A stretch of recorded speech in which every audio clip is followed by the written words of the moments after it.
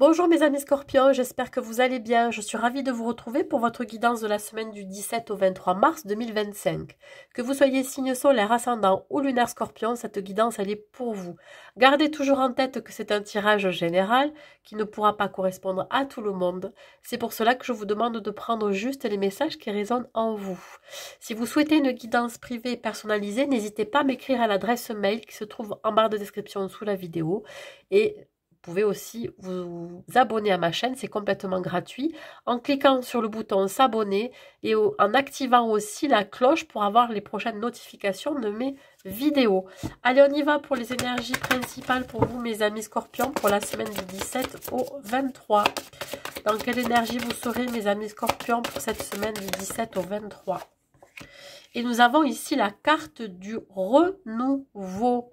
Ici, on parle de renaissance, de renouvellement, de régénération. On voit que vous prenez une toute nouvelle direction, que vous soyez accompagné ou pas. Vous êtes guidé vers un nouveau chemin. On vous demande ici d'examiner et d'évaluer avant de prendre votre décision. On vous dit qu'il va y avoir une évaluation favorable des faits et que pour vous, le temps est venu d'explorer une nouvelle avenue, une nouvelle direction. Ça peut être ici l'idée de couple, d'union, de partenariat, nouvelles relations, qu'elles soient professionnelles, sentimentales, amicales. On peut parler ici de bonnes nouvelles qui arrivent à vous. Il peut y avoir une promotion au niveau professionnel, il peut y avoir de la reconnaissance, mais il peut y avoir aussi une idée d'élévation et de progression. Voilà, vous avez peut-être pas mal cheminé depuis un certain temps, mes amis scorpions. On va voir au niveau énergétique, les énergies, au niveau professionnel, qu'est-ce qu'il en est. Je me souviens que la semaine dernière, c'était pas top. Alors, la semaine ici, c'est l'idée d'être en accord avec ses valeurs, ses principes, ses traditions. On travaille avec un certain... avec de certaines responsabilités. On est dans quelque chose d'assez sérieux. On est très sérieux dans son travail. On peut être ce personnage qui représente la loi ou dans tous les cas, quelqu'un qui a beaucoup de connaissances dans ce qu'il fait. Et vous pourriez avoir éventuellement de nouvelles fonctions importantes. Un chef d'entreprise, ça peut être un auto-entrepreneur, ça peut être quelqu'un qui se démarque des autres, quelqu'un qui croit en ce qu'il fait, ça peut être quelqu'un qui enseigne aussi, voyez comment ça vous parle. Allez, quelqu'un qui communique beaucoup, qui est en communication ou en tout cas en échange avec beaucoup de personnes. On voit le roi de denier à l'envers qui me parle ici d'être matérialiste, qui a un regard plus porté sur l'argent, ok. Mais on vous dit que ça fait votre bonheur, c'est-à-dire que vous, tant que vous gagnez de l'argent, tout va bien.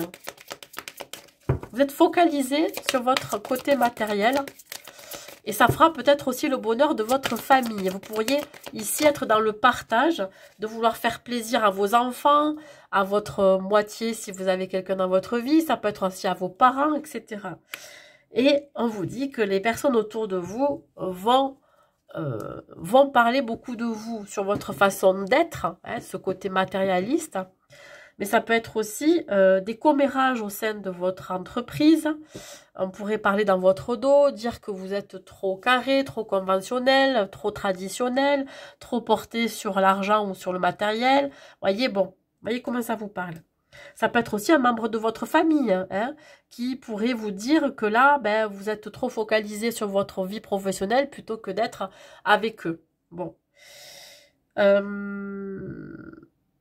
Il peut y avoir autour de vous quelqu'un qui pourrait vous rabaisser le travail que vous entreprenez. Ça peut être un membre de votre famille, ça peut être une personne avec qui vous travaillez, qui vous envie finalement, qui est jaloux de ce que vous faites.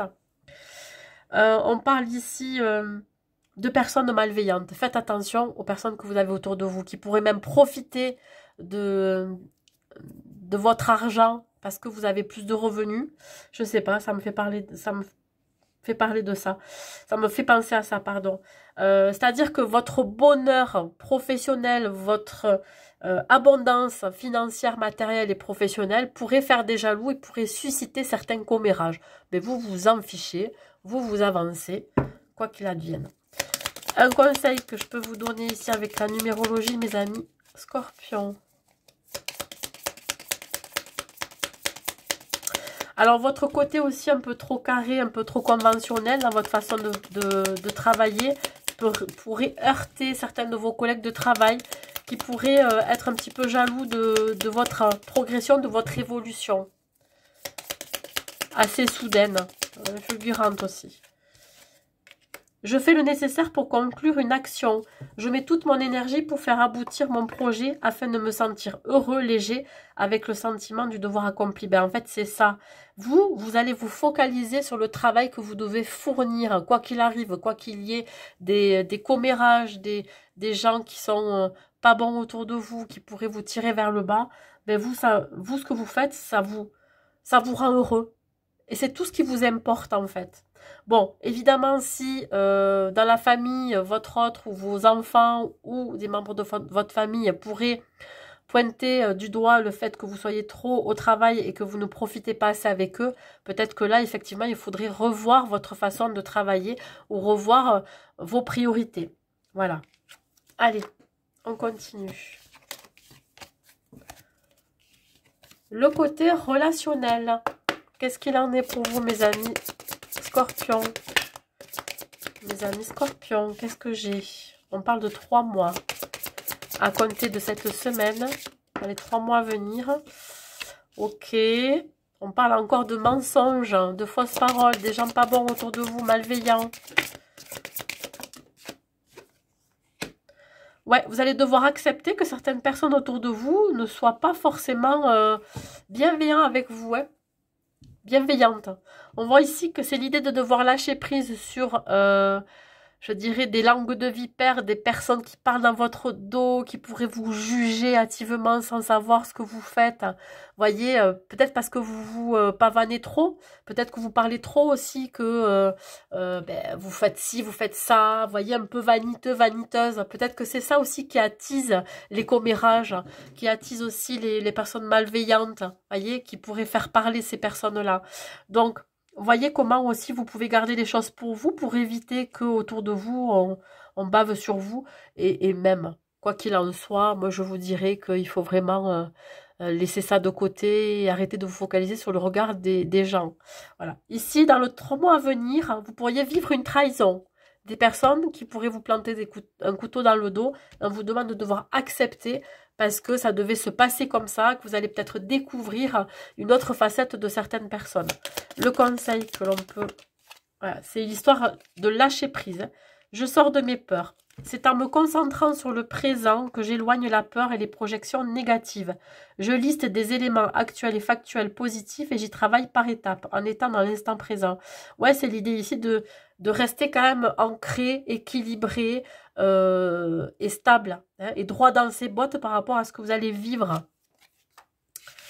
Allez, côté sentimental, qu'est-ce que j'ai à vous dire? Que vous soyez célibataire ou en couple? Que vous soyez célibataire ou en couple. Que vous soyez célibataire ou en couple, mes amis Scorpions. Nous avons ici le couple. Ok.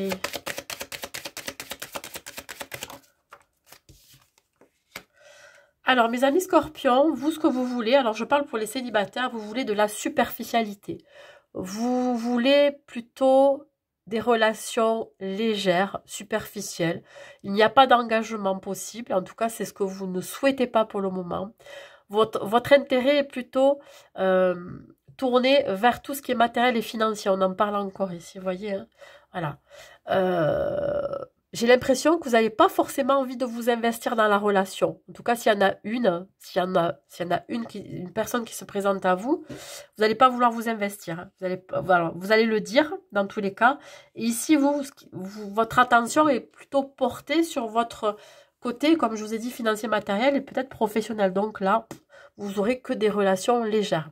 Si vous êtes en couple, il y a un manque d'investissement au sein de la relation, que ce soit vous, que ce soit votre autre. Pourquoi? Parce que il y en a un des deux qui est focalisé sur sa vie professionnelle. Comme je vous ai dit, dans votre vie professionnelle, au niveau familial, on pourrait vous reprocher de ne pas être assez présent et présente dans le foyer familial. Donc, il y a un manque d'investissement ici.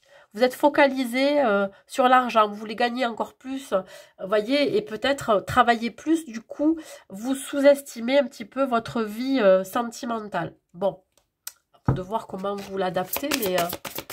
alors, le conseil que je peux vous donner, mes amis scorpions, que vous soyez célibataire ou en couple...